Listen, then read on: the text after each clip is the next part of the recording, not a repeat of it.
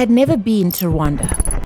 When I got the invitation to come for Kwibohora, I processed its different meanings, downloaded my perceptions of the country, and boarded my flight on Rwanda Air.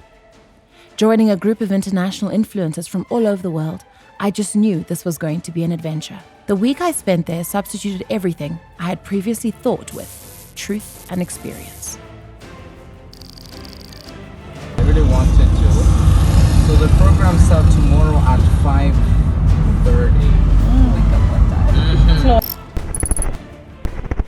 Day one was a tour from across the length and breadth of Rwanda in helicopters. We arrived at the Air Force Base and ascended into the sky.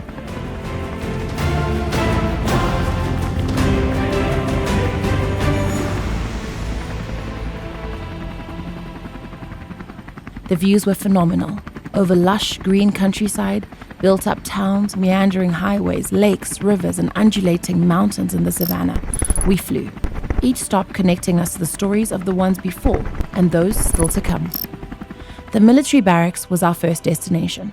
We learned about how the Tutsis in exile entered Rwanda through the Uganda border on the 1st of October 1990, ready to fight. The purpose of the war? To come back home. The genocide against the Tutsis began long before the 90s, and over the decades, many Tutsis had fled Rwanda just to stay alive. Describing their strategies, their fears, their motivation, their failures, their successes, were retired Major General Sam Kaka, together with retired Brigadier General George Rwigamba, who is now the Commissioner General of the Correctional Services, and retired Lieutenant Colonel Jacob Tumwine.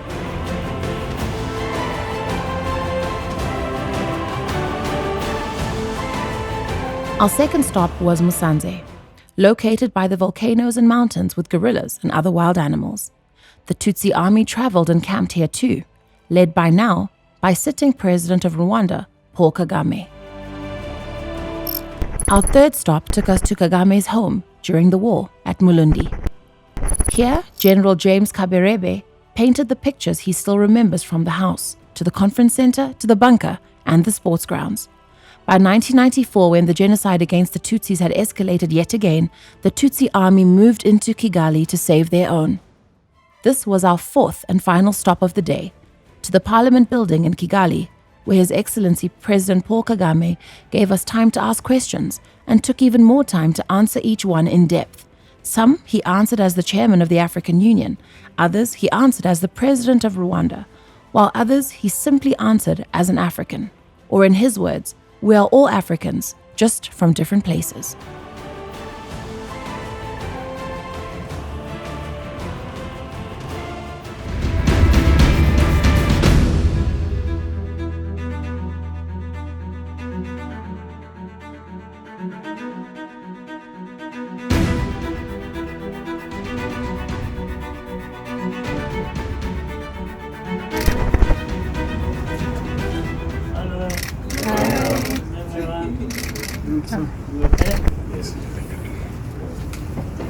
I'm from Zimbabwe, and you visited us a couple of times.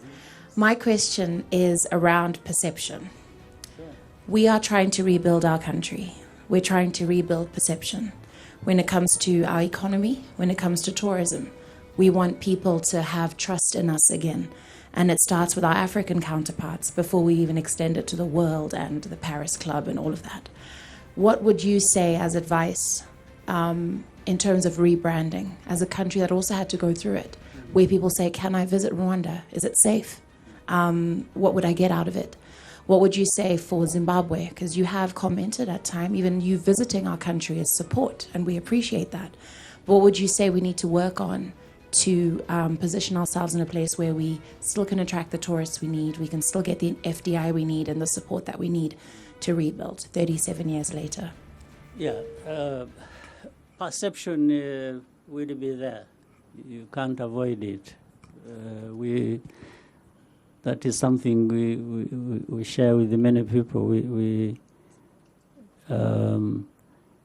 And mainly it is this perception that actually portrays you in a way that you may not be. By the way, we still suffer from that ourselves. There are still many who wonder or don't even fully believe or don't know that the country has changed. The moment you mention Rwanda, there are those who still think it is 94 or the situation after that. Even this moment, we still have that. Or, it's very interesting, there are those who have even been here, who have seen what is here, or can even compare what is now and what was in the past. And they still say, is this real? Isn't there something underneath? There is always that. There is always, drawing, being drawn to the negative. And so, explaining your point of Zimbabwe, where I'm using my own example, we know that that is there. So don't be discouraged by it. Just be educated by it. And the first point you get educated about is, you need to work hard to change the perception. You can't bribe your way through it. You can't just sweet talk, some people and things, and even if they say, okay, we agree with you, and you think things will be fine. No. You keep doing your best. You keep, if it is, of course, countries are governed the way you govern, the different institutions, the way they operate, the way the people of your own country feel about what is happening, will always come out. And before you even convince anybody from outside, so that they don't have a wrong perception about you, convince your own people. Make sure they are with you in saying, no, look, whatever you are saying, we feel there is a change. So concentrate there. Concentrate on making sure that your people are involved, they are benefiting, they can themselves push back on this story of the wrong perception. But that means also that it is going to be built on tangible things. Yes. If the country is hungry, if people have nothing to eat, they will tell people that they have nothing to eat. and so when the outsiders are saying it, don't go against them and say, no, why are you saying that my country is starving? When actually people are starving, they are starving. So, and they have, but if you tell me, the outside say, no, the country, the people of Rwanda are actually starving, when the people of Rwanda are saying, no, we are not starving, I won't even have any fight with you saying that the country is starving. I'll just ignore you and keep. Eventually, you will get tired of telling wrong stories about me, because my people will be there to disprove you. And it is what matters anyway. Yes. The problems they have, or like any other country, cannot be resolved overnight. Certain things have got to be done by the Zimbabweans themselves. Well, they've got to do these things in a certain way. But still that falls on the shoulders of the Zimbabweans. And to prove that point, that they are going to do it and they are going to change. So for us, it is to say, we can be with you and work with you and share whatever we can from outside. But it's a responsibility of Zimbabweans, as there has been of Rwandans when it comes to Rwanda, and it is of others, no question about it. Then the third was to say, give them time. Or even allow them the tools.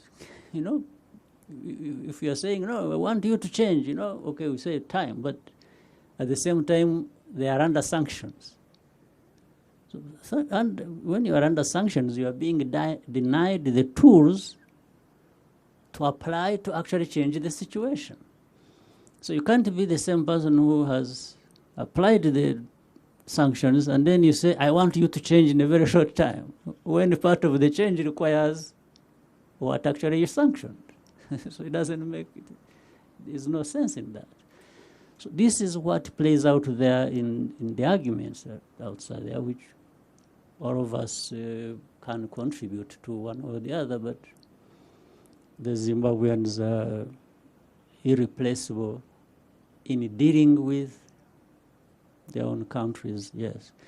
And it has to be practical. I hope all of us understand, even for us, we want to show the results. We don't want anybody to give us credit for nothing. Yes, we want to do something and convince our own people, later on convince these outsiders or sometimes who will never be convinced. Yes, but at the moment you're with your people, it's a done deal.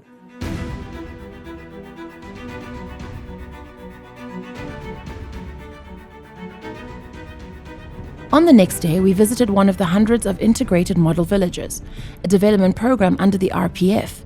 This particular one is in Karama. Every year for liberation, a new community is relocated from a high-risk zone. A high-risk zone means an area where, for example, it's dangerous to live on a mountain slope, to safer and integrated model villages built by the Rwanda Defense Forces. Government provides the land to build an early childhood development school, a primary school, and a secondary school, which are all free to attend. Add to this free housing and a health post or a clinic for the community. The projects normally take 3 to 6 months to complete.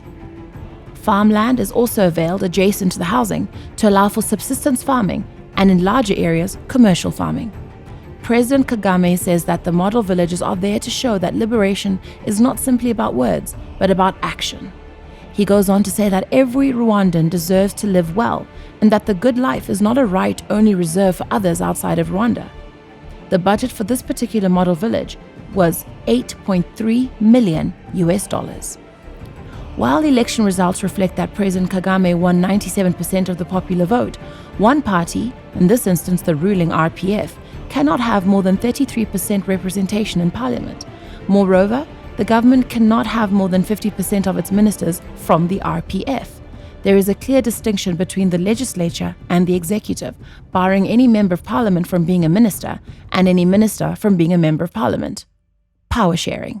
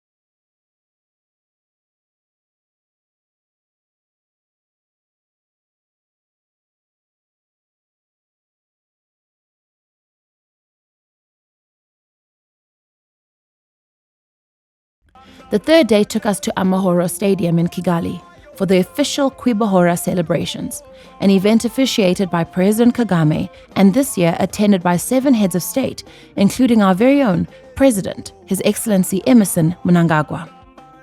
Rwanda is an aesthetically beautiful country. The people are a combination of strength and pain, forgiveness and fear, love, and sacrifice. I am glad I had the opportunity to go and experience Rwanda for myself. The Genocide Museum was a difficult one. The Rwandese of my very age, who witnessed the genocide, have had to live their whole lives with the trauma of the atrocities that took place in plain sight, where some of them lost parents and siblings, leaving them alone or orphaned at the tender age of 6, 7, or 8. The older generation has questions, and most of them have the answers. But the truth about Rwanda is that everyone who is alive today is an entire story in themselves. May history never repeat itself, and may Africans remember how much unites us as one.